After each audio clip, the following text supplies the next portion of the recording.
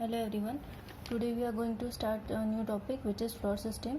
We are going to take a numerical on this. So the numerical is we have to design the following elements of a roof system shown in following figure. So this is the plan which is given. In this we have to design slab S1, S2, S1. So this is S1, S2, S1. Then in second part beam B5 which is this beam. Then beam B1 which is this beam, and beam B2 which is this. So it is given that all the peripheral beam means outer beam, support 230 mm thick brick wall, whereas all internal beams support 150 mm thick wall. Okay. So we have to consider live load of 4 kN per meter square, floor finish of 1 kN per meter square, M20 NFE 415, and the floor to floor height is given as 3 meter.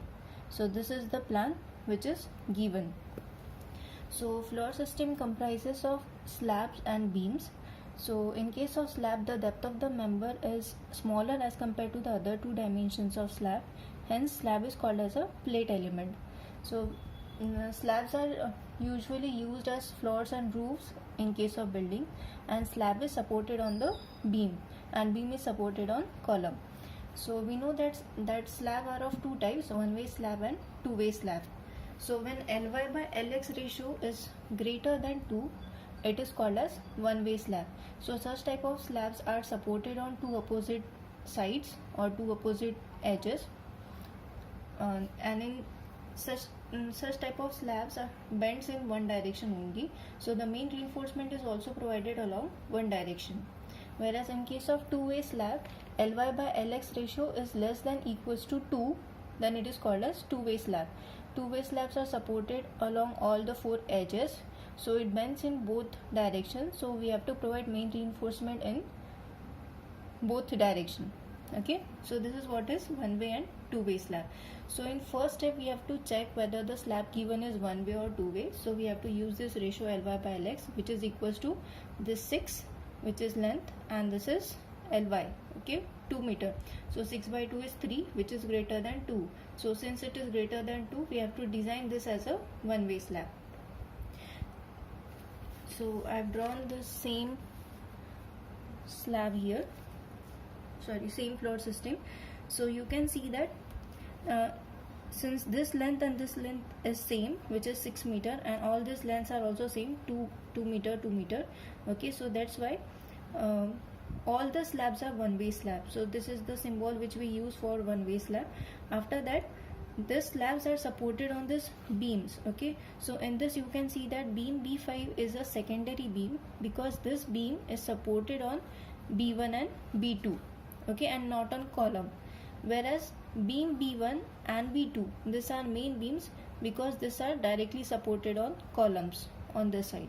Okay, so as this is a one-way slab, so in case of one-way slab, the load distribution will be only along two sides. So if we are considering this slab, so for this slab, half of the load, since it is one-way slab, so half of the load will of this slab will be transferred on B5 and half will be on B4.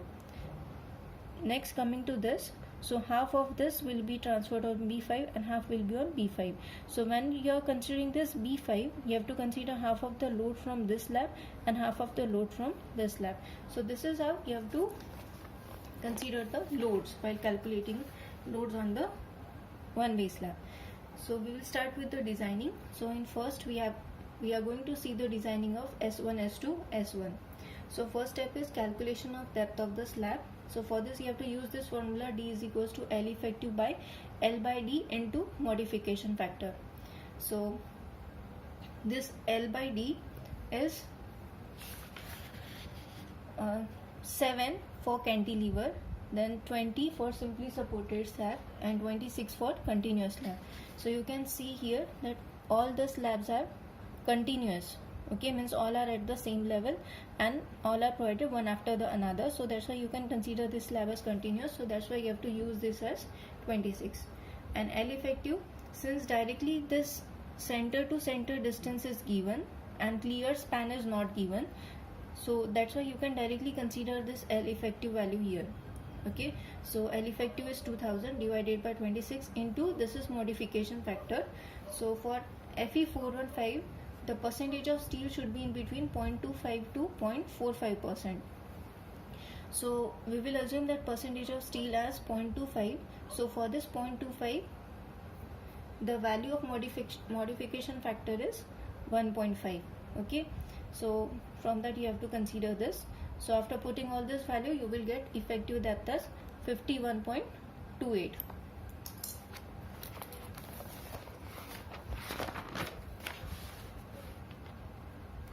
So after this we have to consider effective cover.